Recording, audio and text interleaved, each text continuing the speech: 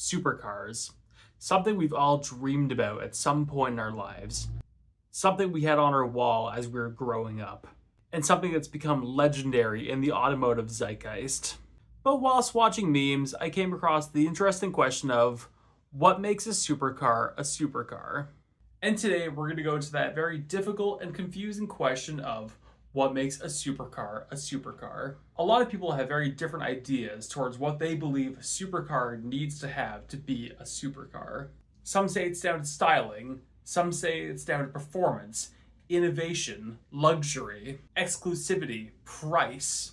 The list is honestly endless, so it's actually very difficult to pinpoint the exact reasoning. So along with trying to figure out what makes a supercar, we're also going to be looking at one car in particular, and that is the C8 Corvette.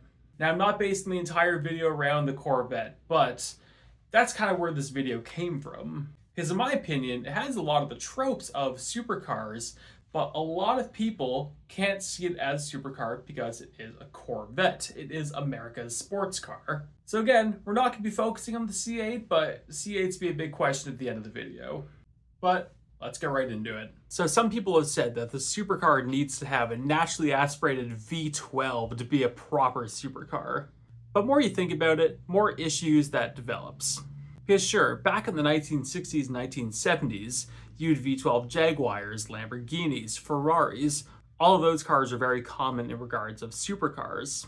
But nowadays, with cars like McLaren, Koenigsegg, and Hennessy, none of them using V12s, all of them being completely valid supercars. Some people have said the supercar needs to be mid or rear engined, which isn't a bad point.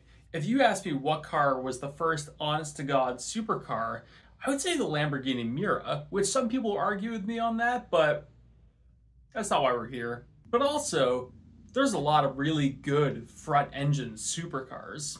Ferrari being one of the biggest contenders for this, with cars like the 812, the 599, the original Daytona, the original California, and even Mercedes. They're known to be one of the earliest supercars with the SL300 Gullwing, but also making cars like the SLR McLaren and the SLS AMG. And along with those, you really can't forget about cars like the Aston Martin 177 or the Lexus LFA, which I'll argue is indeed a supercar. So the engine doesn't really need to be in the back, but what about performance? Performance is one of the trickiest topics we're going to come across, because I mentioned the Lamborghini Miura, the Mercedes SL300 Gullwing, the 1950s Ferrari California, which all of those cars were super powerful for their day. Now they make less horsepower than your average EV. One that needs to be brought up is, could a supercar be an EV? Honestly, yes. I do think a supercar could be an EV. You have cars like the Rimac Navara, which is undoubtedly a supercar. It's one of the fastest things on the planet. But also, I'm never going to count something like a Tesla Model S Plaid or a Lucid Air supercar because, well, they're a large sedan that makes no sound whatsoever. Could a supercar be an EV? Absolutely. Is every single EV that makes over 600 horsepower a supercar? No. No, it's not. So we're not going to be forgetting the fact of performance standards have changed throughout the years, which makes horsepower numbers very difficult. See, the 1950s Ferrari California makes like 300 horsepower, and for the 1950s, that was excellent. That was a lot of power. But for today's standards, that's almost as much as a Dodge Grand Caravan, which makes the notion of talking about horsepower kind of difficult. Adding to that, I don't think cars need to have that much horsepower if they're super light.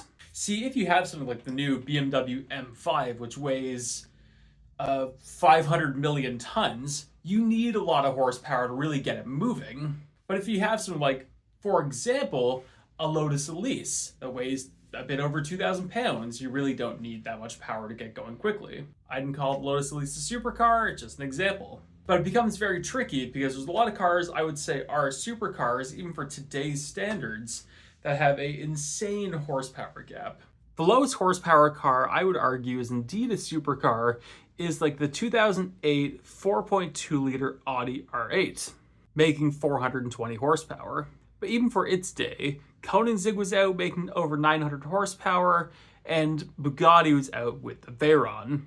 So even then, there is a difference of over 500 horsepower for supercars, And even now, it's so much greater than that. So unfortunately, I don't really think you could use horsepower as a specific thing to identify what makes a supercar a supercar. But what about styling? Now this one is actually a lot easier. You see, there are some supercars that are a bit more modest in styling, but for the most part, supercars are supposed to be striking. They're supposed to get your attention. They're not supposed to look like your common taxi. They're made to be the car you rubberneck when you see one on the road. So styling is indeed one of the few things I would say absolutely makes a supercar a supercar. Not one of the only, but one of the few. I've heard some people say a proper supercar needs to have a manual transmission. Here's the problem with that. Now, yes, there's nothing cooler than a gated 6-speed manual, but let's be honest. No one's going to argue the fact that McLaren makes supercars. Lamborghini makes supercars and an SUV. Ferrari makes supercars and also an SUV. Koenigsegg makes some of the greatest supercars in existence. And between all of those companies, there's one car with a clutch pedal that's from Koenigsegg.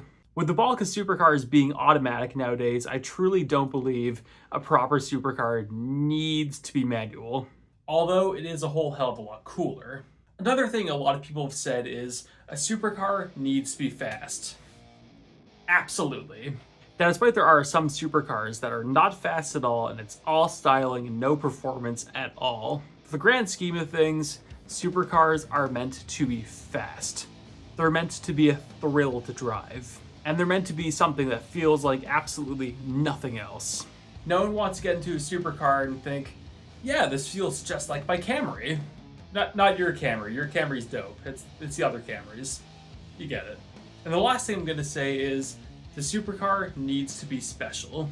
Now, the word special can be taken in a lot of different manners. Whether if that is just how it makes you feel, how low production it is, special will be taken in a lot of different ways. But no matter which way you choose to take it, I believe the car feeling special is a massively important part of the car. So to bring it all together, what makes a supercar a supercar?